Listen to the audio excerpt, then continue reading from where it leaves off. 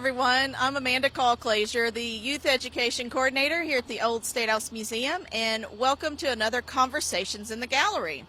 And my name's Scott Moy. I'm a tour guide here at the Old State House Museum, and today we're going to be talking about some of the stuff that went on here during the medical school years here at the Old State House.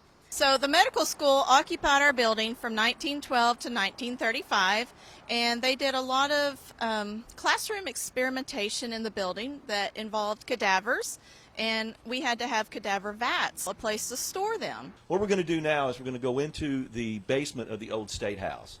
This is where the medical school kept the vats that they kept the cadavers in, that they would actually dissect up in our dissection room, or what used to be the dissection room upstairs. So how we discovered the vats were down in the basement is, according to the oral histories, it said there was concrete vats that were 14 feet long. So when some of us came downstairs to look around in the basement, to our right, we discovered the 14-foot long vats. There they were. And they've been here the entire time. Yes. And nobody knew it. Nobody knew. Yeah, nobody knew they were there. So, new discovery here in a 184-year-old building this year. Yes.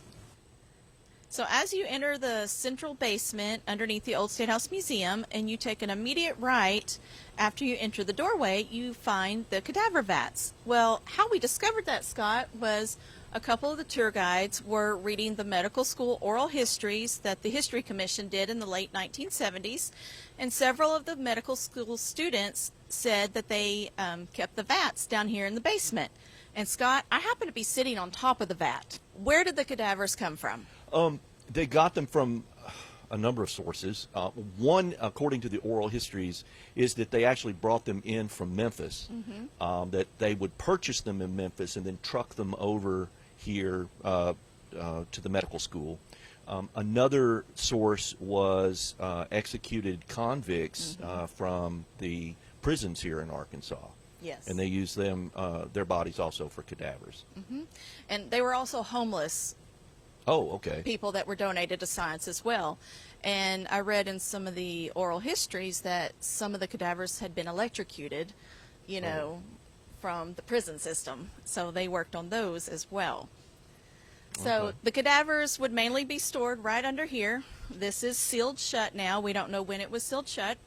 But the cadavers started here. Then they would go upstairs to the second floor, and the embalming students would then do the embalming process, which is not as good as today's embalming process at all. What I hear, yeah. No. And then the students would either hang them from the ceilings, we read in the oral histories, or they would put them in a second vat up on the second floor until it was time for the dissecting students to get them.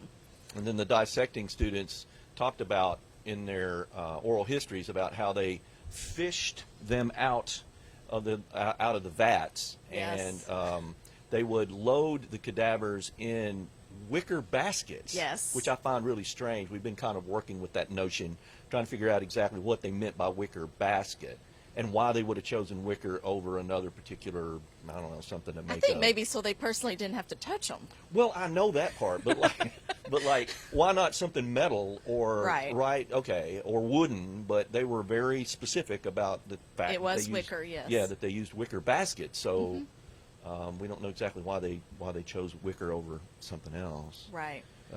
But anyway, so they would haul the bodies or the cadavers up to the dissecting lab in wicker baskets. And one of the doctors talked about how one year his class lost 5 students because they had to haul these cadavers up, and it just grossed them out so much that they actually dropped out of med school.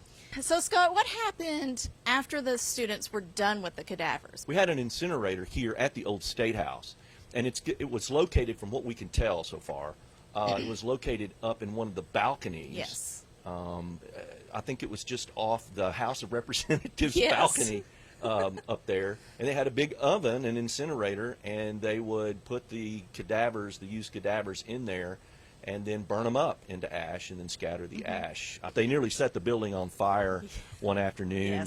They were burning a cadaver, and the fire got out of control, and apparently nobody was here on the campus at the time.